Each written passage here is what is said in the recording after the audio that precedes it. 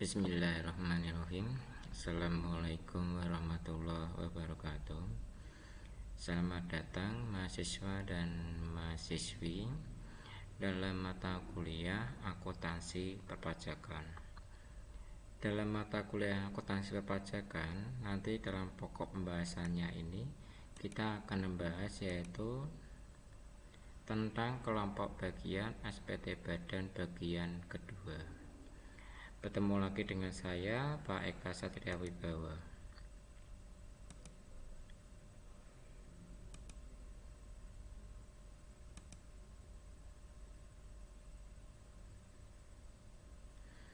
Bismillahirrahmanirrahim. Segala puji syukur kita panjatkan kepada Gusti Allah Ta'ala sehingga kita bisa bertemu lagi dalam mata kuliah akuntansi perpajakan. Semoga mahasiswa dan mahasiswi diberi kesehatan dan berpanjang sehingga kita bisa melaksanakan perkuliahan dari ini dengan baik.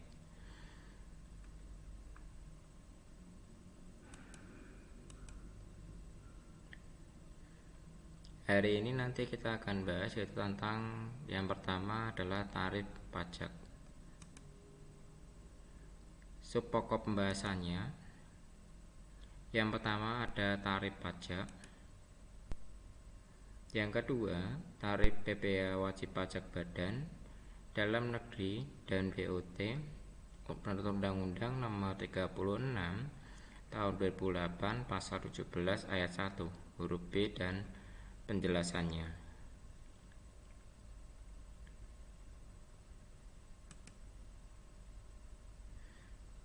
Tarif pajak yang diterapkan atas penghasilan kena pajak bagi wajib pajak badan dalam negeri dan bentuk usaha tetap adalah sebesar 28% untuk tahun 2009, 25% untuk tahun 2010 dan seterusnya.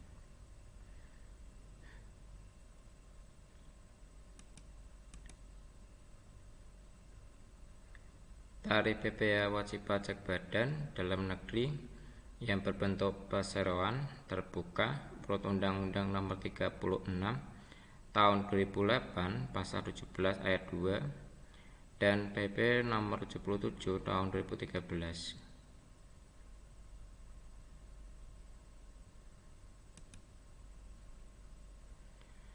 Bagi wajib pajak badan dalam negeri yang berbentuk perseroan terbuka dan memperoleh tarif sebesar 5% lebih rendah daripada tarif normal dengan syarat sebagai berikut.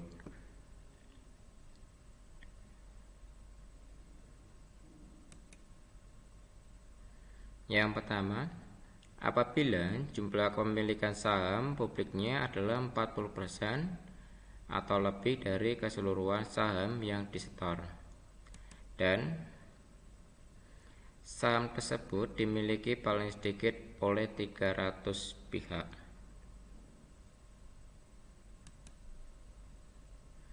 Selanjutnya, masing-masing pihak tersebut hanya boleh memiliki saham kurang dari 5% ya dari keseluruhan saham yang disetor.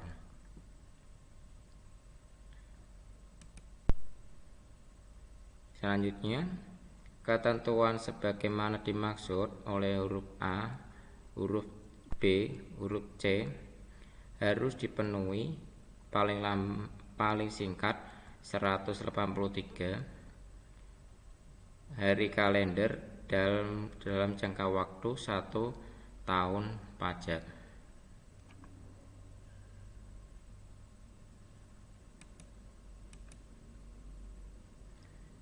Fasilitas penurunan tarif PPh wajib pajak badan dalam negeri menurut Undang-Undang Nomor 36 Tahun 2008 Pasal 31E dan penjelasannya sesuai Surat Edaran Nomor 66 PJ Tahun 2010. Sebagai ini contoh ya, di wajib pajak badan dalam negeri ya dengan peredaran bruto sampai dengan 50 miliar rupiah mendapat fasilitas berupa pengurangan tarif sebesar 50% dari tarif sebagaimana dimaksud dalam pasal 17 ayat 1 huruf B dan ayat 2A yang dikenakan atas penghasilan kena pajak dari bagian peredaran bruto sampai dengan 4.800.000.000 rupiah.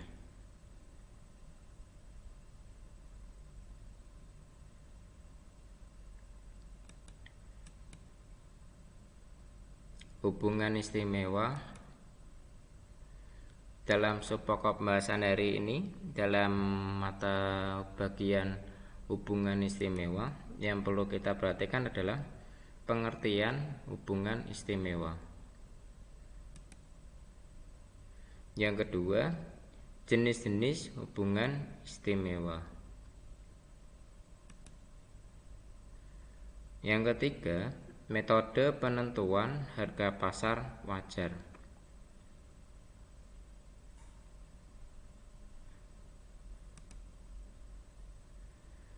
Dibahas lebih lanjut di pajak internasional.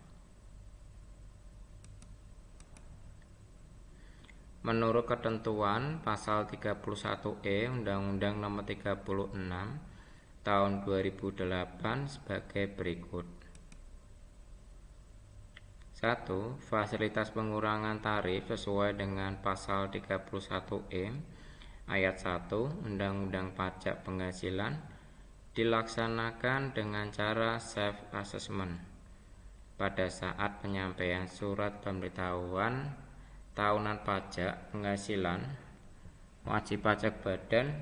Dengan demikian, wajib pajak tidak perlu menyampaikan permohonan untuk memperoleh fasilitas tersebut.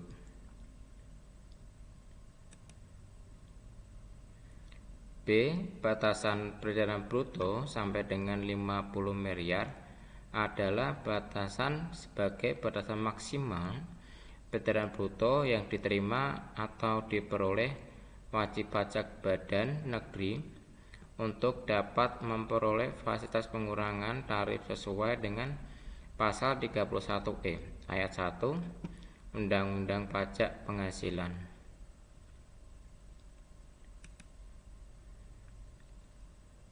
Selanjutnya, peredaran bruto sebagaimana yang dimaksud dalam pasal 31E ayat 1 Undang-Undang Pajak Penghasilan adalah penghasilan yang diterima atau diperoleh dari kegiatan usaha sebelum dikurangi biaya untuk mendapatkan, menagih, memelihara penghasilan baik berasal dari Indonesia maupun dari luar Indonesia. Meliputi yang pertama, penghasilan yang dikenai pajak penghasilan bersifat final. Yang kedua, penghasilan yang dikenai pajak penghasilan tidak bersifat final dan penghasilan yang dikecualikan oleh objek pajak.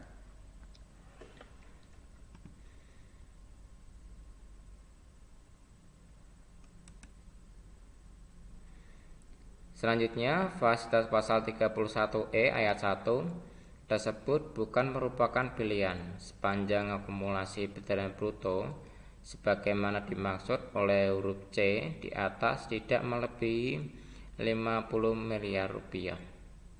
Jadi tarif pajak penghasilan yang diterapkan atas penghasilan kena pajak bagi wajib pajak badan dalam negeri wajib mengikuti ketentuan fasilitas pengurangan tarif sesuai pasal 31E ayat 1 Undang-Undang Pajak Penghasilan.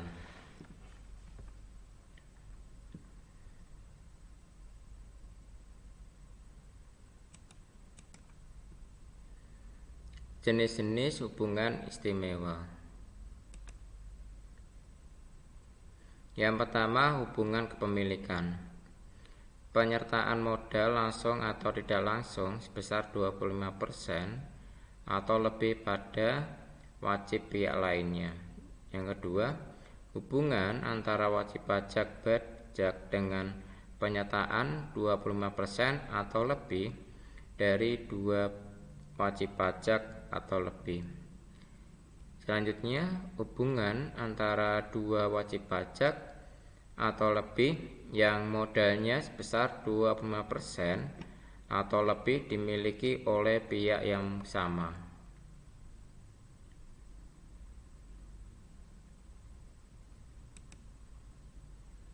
Selanjutnya, hubungan penguasaan, yaitu hubungan antara wajib pajak yang menguasai wajib pajak lainnya atau 2 wajib pajak atau lebih berada di bawah penguasaan yang sama, baik langsung maupun tidak langsung ya. Jadi baik penguasaan melalui manajemen maupun melalui penggunaan teknologi.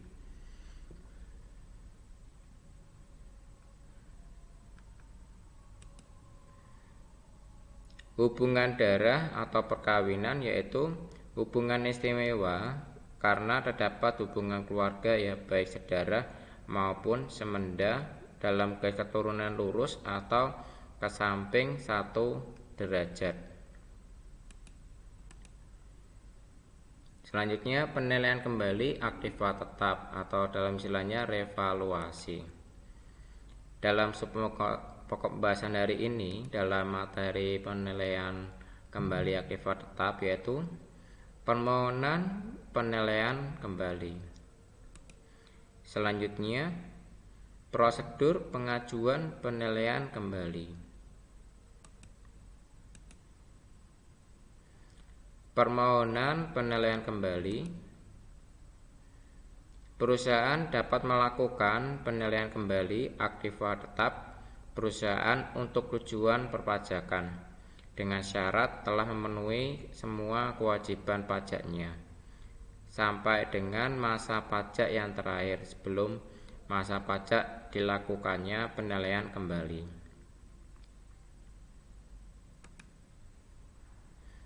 Selanjutnya, perusahaan adalah wajib pajak badan dalam negeri dan bentuk usaha tetap, tidak termasuk perusahaan yang memperoleh izin penyelenggaraan pembukuan dalam bahasa Inggris atau mata uang dolar Amerika Serikat.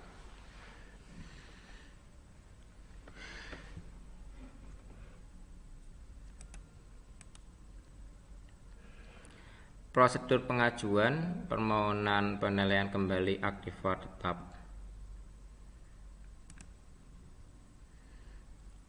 Wajib pajak yang melakukan penilaian kembali aktiva tetap perusahaan untuk tujuan perpajakan wajib mendapatkan persetujuan Direktur Jenderal Pajak dengan mengajukan permohonan kepada Kepala Kantor Wilayah yang dibawahi Kantor Pelayanan Pajak tempat wajib pajak terdaftar atau KPP domisili, yaitu adalah paling lambat 30 hari kerja setelah tanggal dilakukan penilaian kembali aktiva tetap ya, dengan menggunakan formulir sebagaimana yang telah ditentukan dan dengan melampirkan yang pertama, fotokopi surat izin usaha jasa penilaian yang dilegalisir oleh instansi pemerintahan yang berwenang menerbitkan surat izin usaha tersebut. Selanjutnya, laporan penilaian perusahaan jasa atau ahli penilaian profesi yang diakui oleh pemerintah. Daftar penilaian aktif kembali aktiva tetap perusahaan untuk perpajakan sebagaimana dimaksud pada lampiran 2 keputusan Direktur Jenderal Pajak ini ya.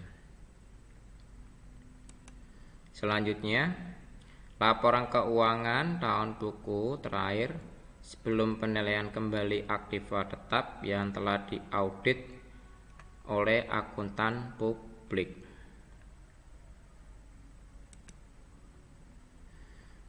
Yang kelima, surat keterangan tidak mempunyai tunggakan pajak dari Kepala Kantor Pelayanan Pajak tempat wajib pajak terdaftar.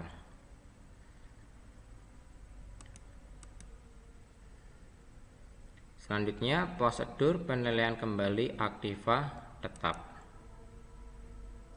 Penilaian kembali aktiva tetap perusahaan dilakukan terhadap yang pertama, seluruh aktiva tetap berwujud termasuk tanah yang berstatus hak milik atau hak guna bangunan, atau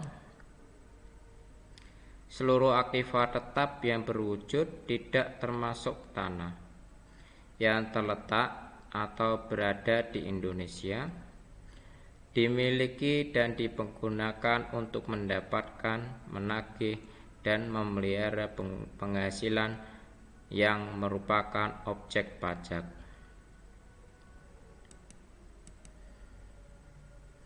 Selanjutnya, kredit pajak luar negeri. Dalam subpokok pembahasannya adalah penghitungan kredit pajak luar negeri.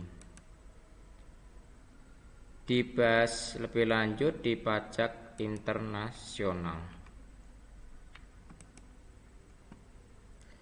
Ketentuan perkreditan pajak penghasilan yang dibayar atau terutang di luar negeri ya, menurut Undang-Undang Nomor 36 Tahun 2008 Pasal 24 640 KMK.04 1994 JO 164 KMK 03 2002. Menurut ketentuan perpajakan, wajib pajak dalam negeri terutang pajak atas penghasilan kena pajak yang berasal dari seluruh penghasilan yang diterima oleh atau diterima diperoleh baik dalam negeri maupun luar negeri ya, atau istilah worldwide income, untuk menghindari pengenaan pajak berganda dan memberikan pelakuan perpajakan yang sama antara penghasilan yang diterima atau diperoleh wajib pajak dalam negeri dari luar negeri dengan penghasilan yang diterima atau diperoleh dari Indonesia. Maka atas pajak yang dibayar atau terhutang dari penghasilan yang diterima atau diperoleh dari luar negeri dapat dikreditkan dengan pajak yang terhutang ya, dalam tahun pajak yang sama.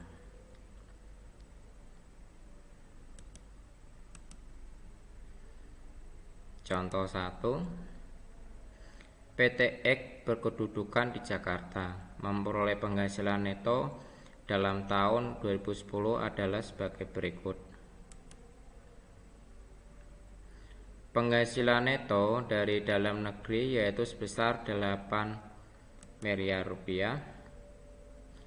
Di Singapura memperoleh penghasilan laba neto 2 miliar, di mana PP yang dibayar di Singapura sebesar 8 miliar 800 juta ya. Di Vietnam memperoleh penghasilan laba neto sebesar 6 miliar, di mana PP yang dibayar sebesar 1 miliar. Di Malaysia menderita kerugian neto sebesar 5 miliar. Perhitungan kredit PPh luar negerinya adalah sebagai berikut. Penghasilan neto dalam negeri adalah 8 miliar. Selanjutnya penghasilan neto dari Singapura 2 miliar. Penghasilan neto dari Vietnam 6 miliar ya. Nah, selanjutnya adalah hasilnya. Jadi jumlah penghasilan netonya dari penghasilan neto dalam negeri, penghasilan neto dalam Singapura, penghasilan neto dari Vietnam. Jadi 8 miliar ditambah 2 miliar ditambah 6 miliar adalah di jumlah penghasilan netonya adalah 16 miliar. Selanjutnya, rugi neto yang berasal dari Malaysia tidak boleh digabung atau tidak diakui.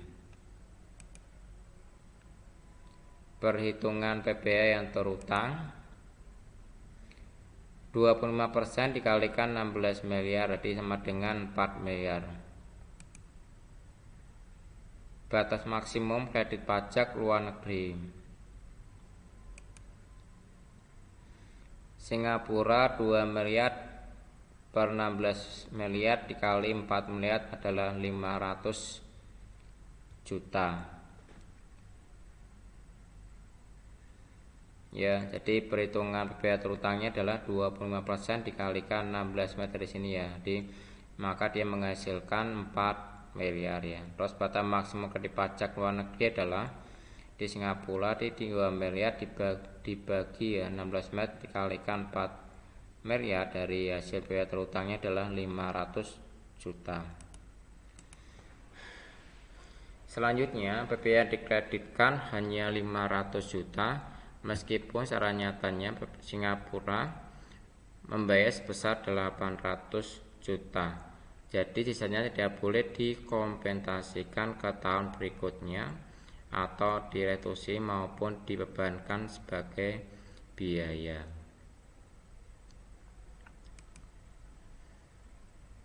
Vietnam, jadi 6 miliar dibagi 16 miliar dikalikan 4 miliar, jadi ketemunya adalah 1 miliar 500 juta. Selanjutnya PPh yang dapat dikreditkan sebesar 1 miliar ya, sebesar yang nyata dibayar atau terutang di Vietnam. Selanjutnya angsuran PPh pasal 25. Dalam sub pokok pembahasannya adalah perhitungan angsuran PPh pasal 25. Menurut ketentuan perhitungan angsuran bulanan oleh wajib pajak menurut Undang-Undang Nomor 36 Tahun 2008 yaitu pasal 25, besarnya angsuran PPh pasal 25 dalam tahun berjalan sama dengan PPh yang terutang menurut SPT tahunan PPh tahun pajak yang lalu dikurangi dengan PPh yang telah dipotong atau dipungut ya, baik pihak pasal 21, pasal 22, dan pasal 23. Dan PPh yang terutang di luar negeri yang boleh dikreditkan adalah pasal 24 dibagi 12 atau banyaknya bulan dalam bagian tahun pajaknya. Sebagai contoh, pajak penghasilan yang terutang berdasarkan surat pemberitahuan pajak penghasilan tahun 2010 adalah 50 juta dikurangi PPh yang dipungut oleh pihak lain menurut pasal 22 25 juta, PPh yang dipotong oleh pihak lain pasal 23 2.500.000, kredit pajak penghasilan luar negeri pasal 24 7.500.000. Ditata tambah ketemunya adalah jumlah kredit pajak 35 juta. Kita kurangi jadi 50 juta dikurangi 35 juta, maka ketemu selisih ya. Selisihnya adalah 15 juta. Jadi kan di sini adalah pasal 22 ditahan 25 juta, ada pasal 23 7.500.000, pasal 24 7.500.000 kita tambahkan adalah ketemunya jumlah kredit pajak 35 juta. Di sini ada 50 juta, kita kurangi 35 juta menjadi 15 juta. Jadi besarnya angsuran pajak yang harus dibayar sendiri oleh setiap bulan atau tahun 2011 adalah 1.250.000 atau Rp 15 juta dibagi 12. Besarnya PPh pasal 25 untuk bulan-bulan sebelumnya batas waktu penyampaian SPT tahunan PPh adalah sama dengan besarnya angsuran PPh untuk bulan terakhir tahun pajak yang lalu.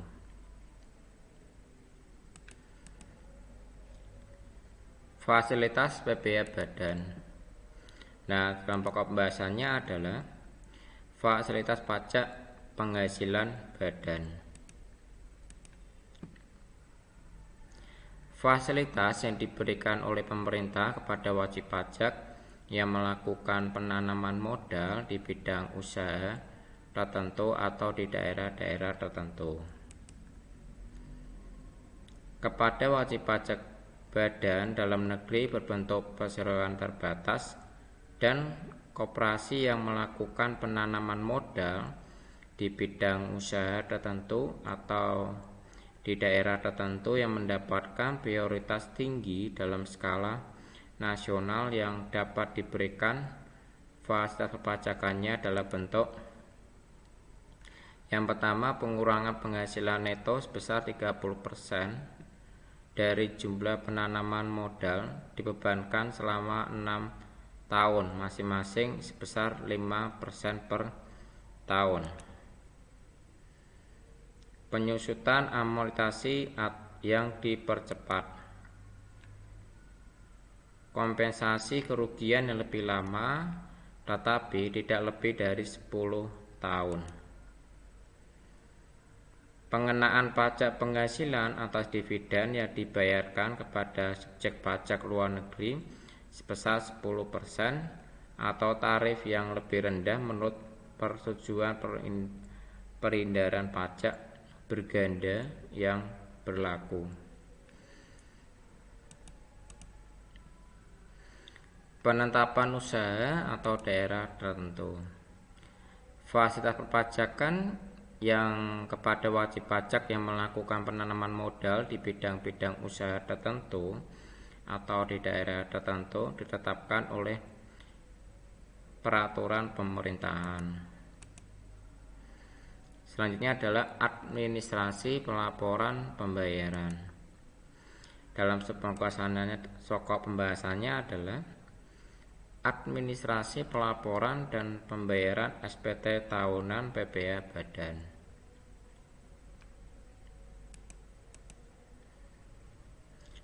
Penyetoran dan pelaporannya. Sebagai contoh ya, ini adalah paling lambat SPT tahunan disampaikan penyetorannya. Pelaporan paling lambat adalah terakhir bulan keempat setelah berakhirnya tahun pajak. Jadi wajib pajak itu wajib melaporkan atau menyetorkan SPT tahunan badannya itu adalah tanggal 31 April, yaitu paling terlambatnya. Kalian mahasiswa dan mahasiswi yang misalnya bekerja dan diminta tolong oleh atasannya melaporkan badan SPT badan, itu jika bisa dibuat di bulan Januari, Februari atau Maret ya.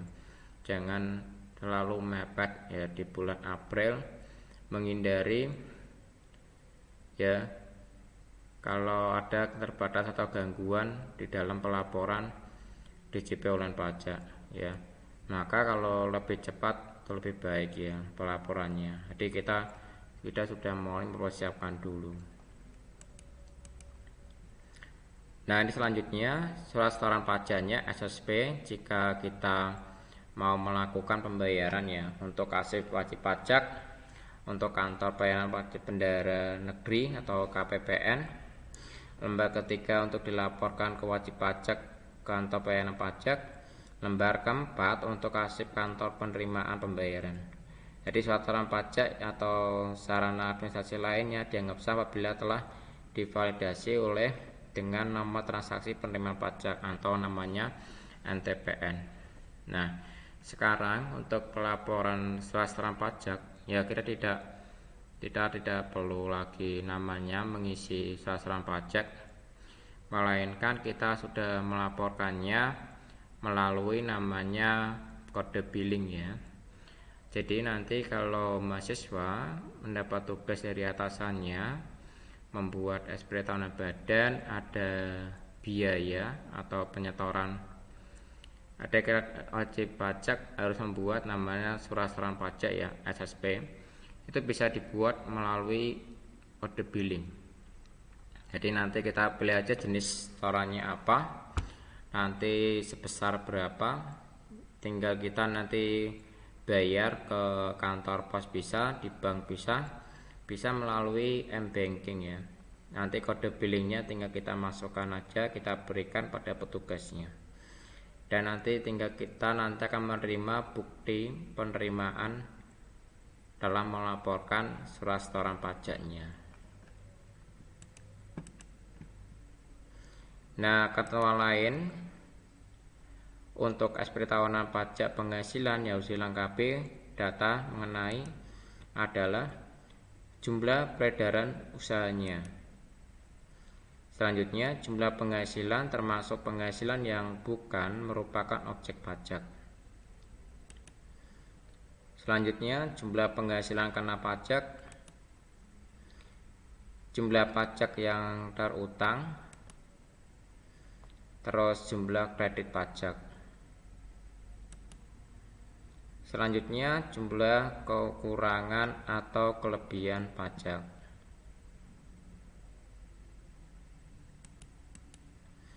Selanjutnya, jumlah harta dan kewajiban.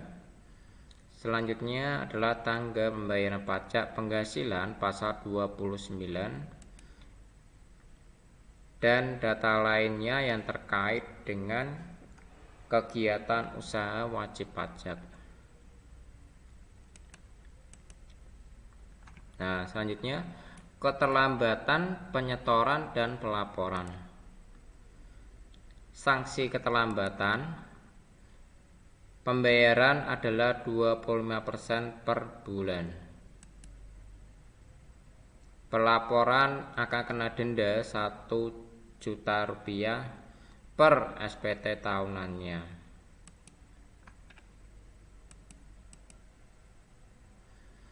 Dokumen yang dilampirkan dalam SPT menurut keputusan 214 pajak tahun 2001. Jadi SPT tahunan PPh wajib pajak badan. Yang pertama adalah neraca dan laporan laba rugi tahun pajak yang bersangkutan ya. Dari wajib pajak itu sendiri bukan neraca atau laporan laba rugi di konsolidasi grup beserta rekonsiliasi laba atau rugi fiskal.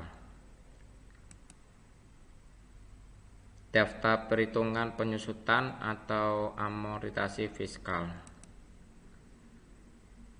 Selanjutnya, penghitungan kompensasi kerugian dalam hal terdapat sisa kerugian tahun-tahun sebelumnya ya, yang masih dapat dikompensasikan.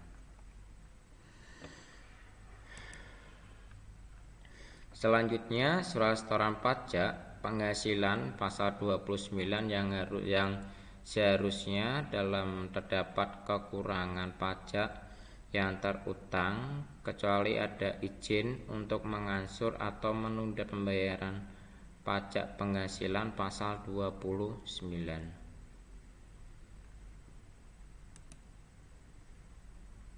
Selanjutnya, surat kuasa khusus dalam pasal hal surat pemberitahuan SPT ditandatangani oleh bukan wajib pajak.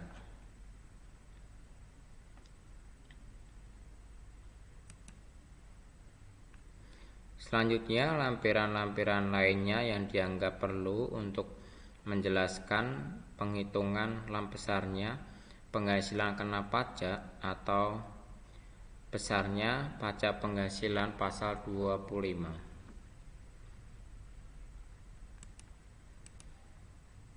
Nah, berikut adalah contohnya di sini ya, dari lampiran khusus ya. Itu ada daftar penyusutan aplikasi perhitungan kompensasi kerugian, ada pernyataan transaksi ya, daftar fasilitas penanaman modal, daftar cabang utama, perhitungan PW pasal 26, ada kredit pajak, ada transaksi kutipan elemen-elemen laporan keuangan.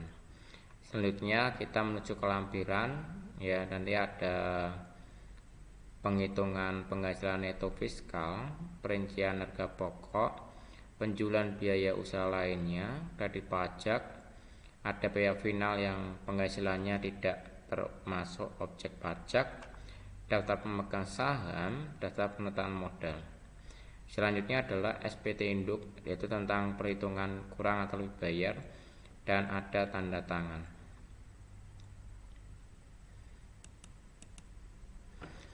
Selanjutnya, transaksi kutipan elemen-elemen dari laporan keuangan merupakan ringkasan dari laporan keuangan yang mencerminkan keseluruhan isi dari laporan keuangan ya. Jadi transaksi kutipan elemen-elemen dari laporan keuangan yang dibedakan menurut jenis usaha wajib pajak, yaitu itu ada kode formulir ya, 8A1 perusahaan industri manufaktur, 8A2 perusahaan dagang, A3 bank konvensional, A4 bank syariah, perusahaan asuransi, non kualifikasi, dana pensiun, perusahaan pembiayaan.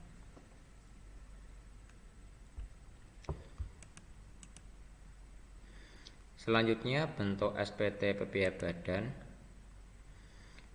Di bentuk SPT 71 seluruh wajib pajak badan yang menyelenggarakan pembukuan dalam bahasa Indonesia menggunakan mata uang rupiah ya, deposito dolar, khususnya untuk wajib pajak yang menyelenggarakan pembukuan dalam bahasa Inggris menggunakan mata uang dolar Amerika Serikat.